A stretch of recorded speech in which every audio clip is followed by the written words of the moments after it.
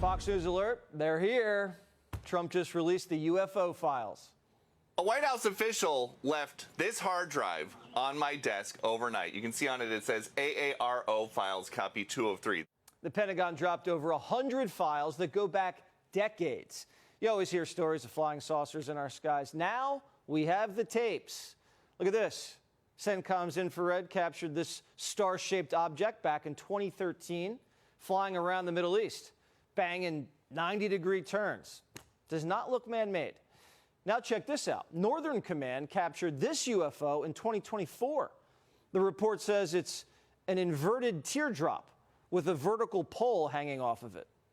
A UFO was even spotted over the Pacific Ocean back in 2024, flying by some windmills. Don't tell Trump. And in New Mexico, an Air Force investigator said he recovered human-shaped bodies from a flying saucer back in 1950. But they were only 3 feet tall, like around the size of Gutfeld. And more eyewitnesses said they saw 4-foot-tall creatures exit a flying saucer, wearing shiny metal spacesuits and helmets. South of the border, a Mexican journalist said he found 2 alien bodies. He brought them to Congress. They were tiny, with 3 fingers on each hand. Experts say it was probably just a stunt, but the files show the U.S. government was taking it very seriously. Astronauts saw some freaky stuff, too. Here's a recording from one of the first space launches, Gemini 7. And we have very many, it looks like hundreds of little particles going by to the left out about 3 to 4 miles. Understand you have many small particles going by on the left.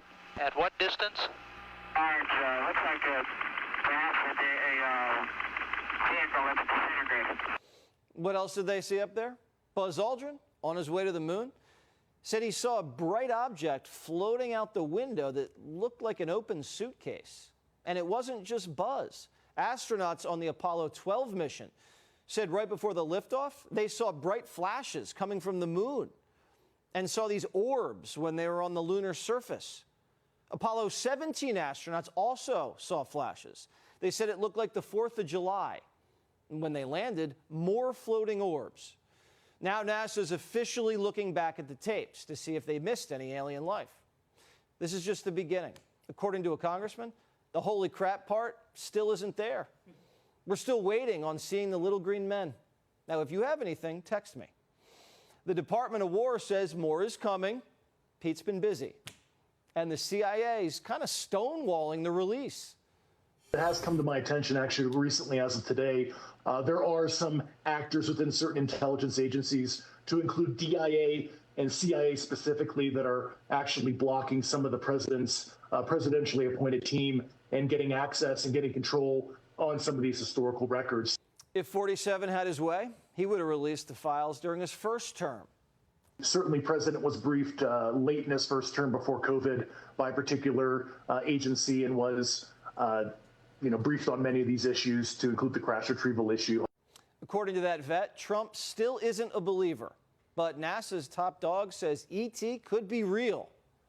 You've said before that the odds that aliens exist is pretty high. NASA is actively looking for them. That's part of what NASA does. Of course. What exactly are you looking for? So I would say a lot of what we're doing is just looking for, what are the building blocks to life and biosignatures that are out there. Better than 90% chance you bring the samples home from Mars, you will prove that there was once microbial life on Mars. Congress is also talking. One member said that when President Carter got briefed on UFOs, he was brought to tears. And another member says he was told that humans were being captured to breed with aliens. Sounds crazy, but there's a lot we don't know.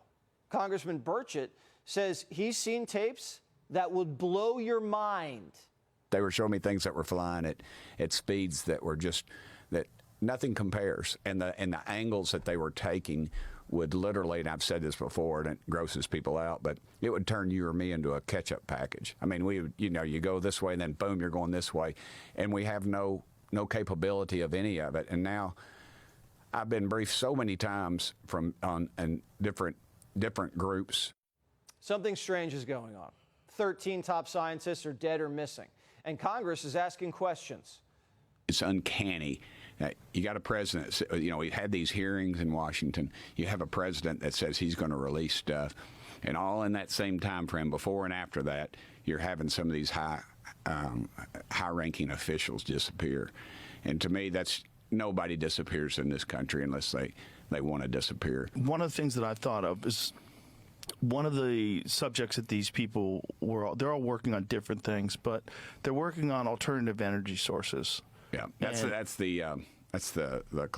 didn't mean to cut you off. No, it's okay. But that's what ties them together. A whistleblower says one of the missing scientists was in charge of a classified program related to UFOs.